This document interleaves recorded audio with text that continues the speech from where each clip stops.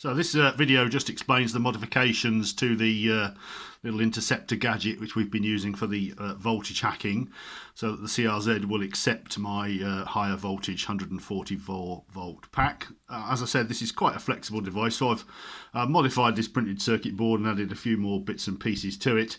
And we also have now a current sensor. This is a phase current sensor from a Honda Insight IMA system. It's just a 3-wire 5 volt powered sensor with 2.5 volt being 0 amps of flow.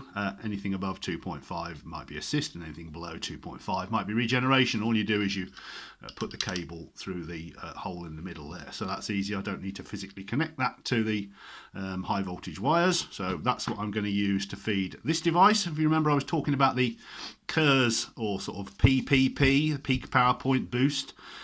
So what will happen is this will be monitoring the assist current, and it feeds into these 3 connections here. So the PIC will be looking at the assist current, and this is the operating switch point here. So basically there'll be a switch across here. In the sort of developed version, if you like, there'll be the transmitter receiver, wireless little transmitter receiver thing, and we could have a steering wheel button. But for now, I'm just going to connect 2 wires and a little micro switch across there.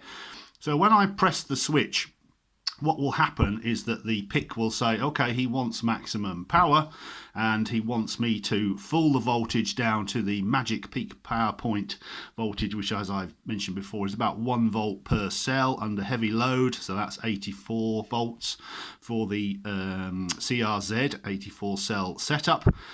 So it then checks the current sensor to make sure that assist is actually underway. So it makes sure that the car is actually assisting, and we'll set the PIC to say, is the assist current at least X amps? Let's call it 50 amps to start with, because we don't want this device activating when the car isn't assisting at all, and B, when it's only assisting at very low currents. So it's a sort of wide open throttle type situation. You're giving it the beans.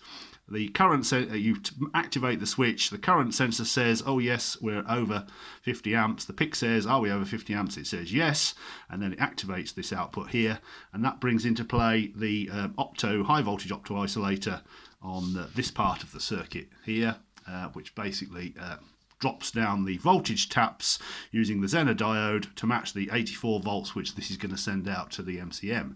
So these two have to be in sync, and this is what this device does. Obviously, as soon as you let your finger off the button, then it deactivates this and it goes back to stock voltage, and it deactivates the opto, so that goes back to stock voltage, or the voltage of my pack, should I say.